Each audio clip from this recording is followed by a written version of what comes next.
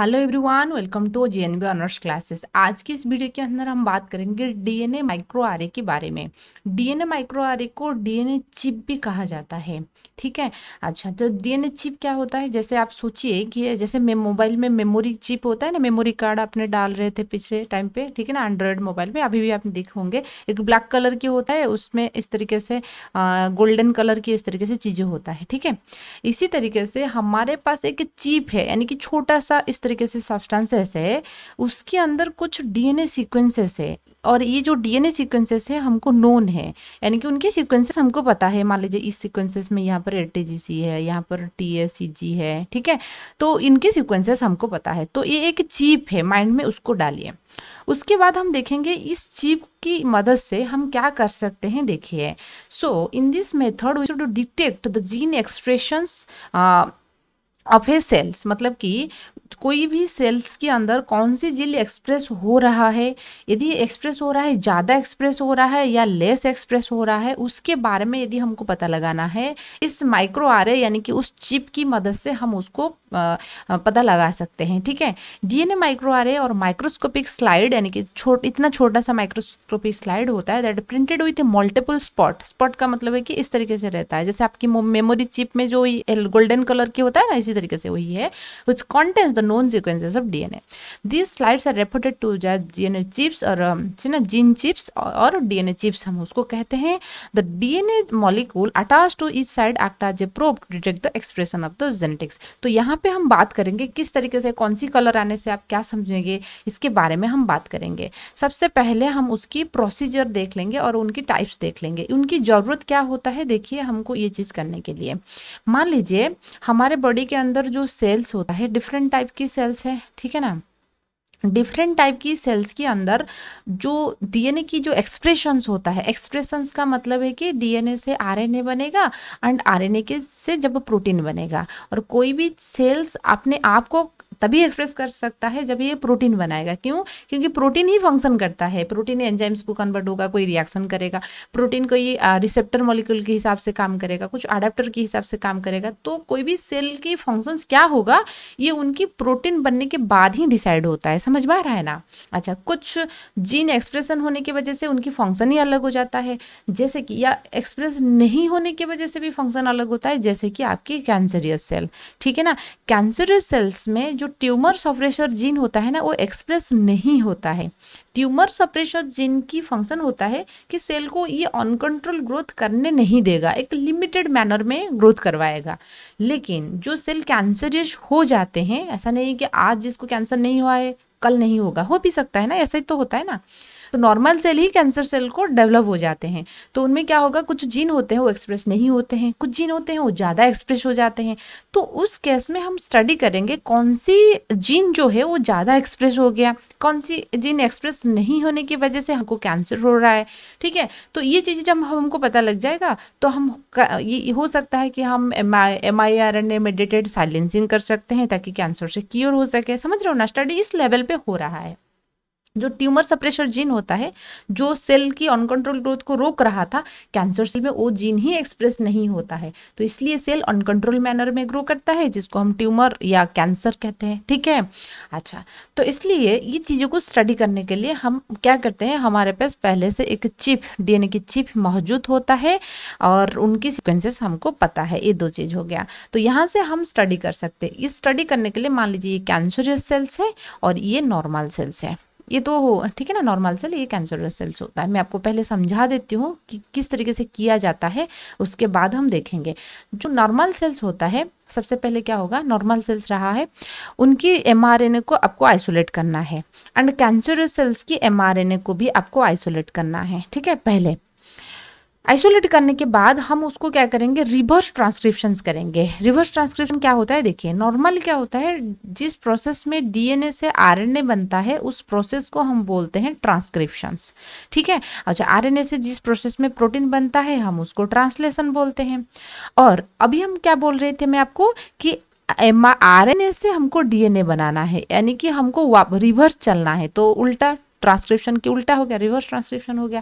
तो हम यहाँ पे क्या करेंगे, mRNA जो जो हमने आइसोलेट किया है उसको हम क्या करेंगे, रिवर्स ट्रांसक्रिप्शन करेंगे तो हमको डीएनए मिल जाएगा। यहाँ पे जो डीएनए मिल रहा है हम उसको बोलेंगे कॉम्प्लीमेंटरी डीएनए। क्या बोलेंगे हम उसको? कॉम्प्लीमेंटरी डीएनए बोलेंगे। ठीक है। अच्छा, तो यहाँ पे क्वेश्चन आता है कि हमने डायरेक्टली डीएनए क्यों नहीं ले रहे हैं? हमने उनकी एमआरएनए निकाला, एमआरएनए से फिर हमने डीएनए क्यों ले रहे हैं? डायरेक्ट डीएनए हमने क्यों नहीं ले रहे हैं? क्योंकि देखिए सारे तो सेल ही है ना, सारे की यदि आपने बात करोगे डेवलपमेंटल बायोलॉजी के बारे में थोड़ा आपको पता होगा कि यदि आपको पता है हमारे जो सेल्स होता है ना, फीमेल ओवम और मेल से स्पर्म मिलेगा और जाइगोट बनेगा, वो एक ही सेल होता है। तो सारे सेल्स में सारे जो जीन है यानी कि जो डीएनए सीक्वेंसेस है इक्वल होता है, लेकिन हार्ट सेल अलग होता है, लिवर सेल अलग होता है, किडनी सेल अलग होता है। ये डिपेंड करता है कि उस सेल्स में कौन सी जीन एक्सप्रेस हो रहा है। समझ में आना बात?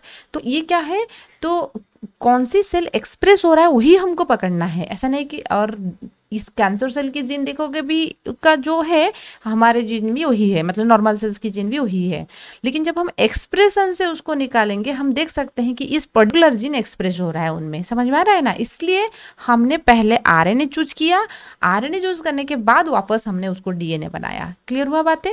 ठीक है। अच्छा, तो अब हम क्या करेंगे, जो नॉर्मल सेल की जो डीएनए था यानी कि कॉम्प्लीमेंटरी डीएनए था उसको हम कुछ फ्लोरेसेंस डाई के मदद से उसको हमने क्या किया, लेबलिंग किया। ठीक है। अच्छा, तो उसको हम हाइब्रिड करेंगे, वही hybrid with the fluorescence molecule. Hybrid करने के लिए हमको थोड़ा बहुत प्रोब की जरूरत होता है, और प्रोब क्या होता है, छोटा सा ऑलिगोन्यूक्लियोटाइड सीक्वेंसेस होता है, और उस पर हमने फ्लोरेसेंस डाई कुछ ऐड किया है। ठीक है। तो ग्रीन कलर हमने नॉर्मल जो सेल्स था उनकी जो डीएनए था उसको हमने हाइब्रिडाइज किया, और जो कैंसरियस सेल के जो डीएनए था उसको हम रेड कलर फ्लोरोसेंस में डाई किया। ठीक है। अच्छा, तो अब क्या होगा, देखिए अब हमारे पास सेकंड स्टेप्स आता है। जैसे मैंने आपको बताई थी कि नेक्स्ट स्टेप्स में हम क्या करेंगे, हमारे पास ये चिप है। ठीक है ना, ये चिप है और चिप में थोड़े स्पॉट होता है। स्पॉट मतलब कि यहाँ पर जो सीक्वेंसेस होता है हमको पता है ऑलरेडी डीएनए सीक्वेंसेस इसमें प्रेजेंट होता है। यहाँ पर क्या होगा, जब भी आपने वही सैंपल को डालोगे यानी कि मिक्स कर लोगे जो नॉर्मल सेल और कैंसरस सेल्स को, यहाँ पे आपने जब डालोगे, जैसे मैंने आपको बताई थी कि ग्रीन रेड कलर जो है तो ये आपकी किसके लिए, कैंसर। जहां पर रेड कलर आपको नजर आ रहा है तो आप ऐसे सोच सकते हो कि ये कैंसरियस सेल्स की, ठीक है, कैंसरियस सेल्स की जीन है, तो वही एक्सप्रेस हो रहा है। जो ग्रीन कलर की आएगा तो वहां से आप पता लगा सकते हो कि ये नॉर्मल सेल्स की है। ठीक है ना, नॉर्मल सेल्स में एक्सप्रेस हो रहा है, सिर्फ नॉर्मल सेल्स में एक्सप्रेस हो रहा है। जहां पर आपको कुछ येलो कलर नजर आएगा, ठीक है, येलो कलर, इसका मतलब है कि येलो कलर जहां पे नजर आएगा इसका मतलब है कि ये जो जीन है ये normal cell and cancer cells दोनों में एक्सप्रेस हो रहा है। ठीक है, कैंसर सेल्स दोनों में एक्सप्रेस हो रहा है, इसलिए यहाँ पर येलो कलर आ रहा है। ठीक है। अच्छा, फिर कुछ ऐसा एरिया भी रहेगा ब्लैंक, एकदम ब्लैंक आएगा ना, तो कुछ तो जहां पर ब्लैंक या आपको ब्लैक कलर नजर आ रहा है, ये ब्लैंक स्पेस है इसलिए ब्लैक कलर नजर आ रहा है, तो आप बोल सकते हो कि ना तो कैंसरस सेल्स के जीन वहीं पे है ना तो नॉर्मल सेल्स के जीन वहीं पे है, कुछ भी नहीं है इसलिए ये ब्लैंक नजर आ रहा है। ठीक है। अच्छा, तो ये आपकी हो गया, मतलब कि आप पता लगा सकते हो कि ये जो जीन है सिर्फ कैंसरस सेल्स में एक्सप्रेस हो रहा है, ये जो जीन है सिर्फ नॉर्मल सेल्स में एक्सप्रेस हो रहा है, येलो कलर वाला जो जीन है दोनों में एक्सप्रेस हो रहा है, तो उनमें से कोई दिक्कत नहीं है। ठीक है। और ब्लैंक जो है मतलब एक्सप्रेस ही नहीं हो रहा है, उसमें क्या हम करेंगे। ठीक है। अच्छा, तो ये क्या करेगा, ये जो आपने जो देख रहे हो जो कलर आएगा तभी जब ये उनके कॉम्प्लीमेंटरिटी सीक्वेंसेस के साथ बाइंड होगा। चिप के पास जो जीन है, हम लोग के पास हमारे जो डीएनए होता है ना, उनकी सीक्वेंसिंग ह्यूमन जीनोम प्रोजेक्ट के दौरान सब कुछ हमको पता है, हमने वो चीज़ किया है। वो चीज़ डेवलप होने के बाद हम ये चीज़ बनाना, मतलब कि डीएनए चिप बनाना बहुत आसान है, हम उस सेगमेंट डाल देंगे। ठीक है ना, किसके साथ बाइंड हो सकता है। ठीक है। अच्छा, तो इस तरीके से हम कर सकते हैं। तो अब आइए उनके बारे में थोड़ा देख लेंगे, उनके प्रोसीजर के बारे में। प्रोसीजर क्या होता है, जैसे हाँ, वी टेक 2 सैंपल, हमने 2 सैंपल लेंगे, एक कंट्रोल्ड सैंपल लेंगे जिसको हम नॉर्मल सेल मान के चलते हैं, और ये सैंपल 1 होता है। द आरएनए, उसमें जो आरएनए बनेगा उसको हम आरएनए 1 कहेंगे, और नेक्स्ट सैंपल जो रहेगा सैंपल 2, और सैंपल 2 आपका क्या होता है, कैंसरस सेल्स होता है। अच्छा, कैंसरस सेल्स हम क्यों ले रहे हैं, क्योंकि जैसे मैंने आपको बताया कि कुछ जीन ऐसा होता है कैंसर पर सिर्फ कैंसरस सेल्स में एक्सप्रेस होता है, इस वजह से सेल कैंसरस हो गया, या तो कुछ जीन होता है एक्सप्रेस नहीं होंगे कैंसरस सेल्स में, इस वजह से कैंसर हुआ, तो इसलिए कैंसरस सेल्स की जो आरएनए रहेगा उसको हम RNA2 कहेंगे। तो अब हम क्या करेंगे, नेक्स्ट प्रोसीजर क्या होता है, हमको आरएनए से फिर वापस डीएनए बनाना है, उस प्रोसेस को हम बोलते हैं रिवर्स ट्रांसक्रिप्शंस, और यहाँ पे जो एंजाइम यूज होता है रिवर्स ट्रांसक्रिप्टेज, ठीक है ना, रिवर्स ट्रांसक्रिप्टेज एंजाइम्स होता है, और वो डीएनए को हम बोलेंगे कॉम्प्लीमेंटरी डीएनए और cDNA बोलते हैं, ठीक है। अच्छा, तो डायरेक्टली डीएनए हमने क्यों नहीं रहे हैं, आप उसको थोड़ा रीड कर लोगे। हमने जैसे मैंने आपको बताया कि सारे सेल्स में डीएनए ही इक्वल होता है, लेकिन एक्सप्रेशन अलग होता है, इसलिए सेल अलग होता है स्ट्रक्चर वाइज, फंक्शन वाइज, ठीक है। नेक्स्ट स्टेप हमको क्या करना है, कॉम्प्लीमेंटरी डीएनए को हमको फ्लोरोसेंस डाई में मतलब कि कलरिंग करना है, टैग करना है।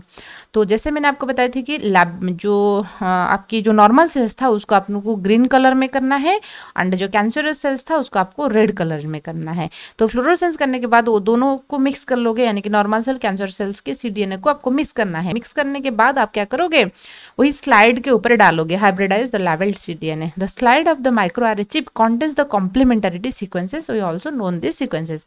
उनके पास कॉम्प्लीमेंटरिटी सीक्वेंसेस है। तो अभी हमको रिजल्ट क्या क्या मिलेगा देखिए, सम कुछ स्पॉट्स में वो बाउंड होगा, मतलब कि जो आपने जो डीएनए डाला है चिप के अंदर, ऐसा नहीं कि सारे स्पॉट में वो बाउंड हो जाएगा, कुछ में बाउंड होगा, कुछ में बाउंड नहीं होगा। जो बाउंड नहीं हुआ है हम उसको वॉश आउट कर लेंगे। Only the complementary DNA bind are दो सीक्वेंसेस, क्योंकि हम हमेशा हर एक स्टेप में वॉश आउट क्यों कर देते हैं, क्या, ताकि हमको फॉल्स रिजल्ट ना मिले, ठीक है। Then we scan the slide with microarray scanner. तो उसके बाद एक स्कैनर मशीन होता है, उसमें हम उसको स्कैनिंग करेंगे। स्कैनिंग करने के बाद रिजल्ट देखिए, जहाँ पर येलो आ रहा है तो उसका मतलब है कि बोथ सेल में वो जीन एक्सप्रेस हो रहा है। जहाँ पर कोई भी कलर नहीं आ रहा है, यानी कि ब्लैक कलर आ रहा है, तो वहाँ पर जीन एक्सप्रेस नहीं हुआ है। डीएनए तो था लेकिन जीन एक्सप्रेशन नहीं हो रहा था। जहाँ पर ग्रीन आ रहा है इसका मतलब है कि नॉर्मल सेल है, रेड आ रहा है तो इसका मतलब है कि कैंसरस सेल्स है, ठीक है। इस तरीके से आप डीएनए चिप के दौरान जीन एक्सप्रेशन कैसे हो रहा है या नहीं हो रहा है पता लगा सकते हो। जो कलर प्रोड्यूस हो रहा है उनकी इंटेंसिटी के मदद से, यानी कि हाई इंटेंसिटी के कलर आ रहा है इसका मतलब है कि ज़्यादा एक्सप्रेस हो रहा है, लो इंटेंसिटी के कलर आ रहा है इसका मतलब है कि लेस एक्सप्रेस हो रहा है। आई होप आपको डीएनए चिप या डीएनए माइक्रोआरए के बारे में चीज़ें अच्छे से समझ में आ रहा होगा। वीडियो पसंद आई तो लाइक कीजिए, सब्सक्राइब कीजिए, आपकी दोस्त के साथ भी शेयर कीजिए।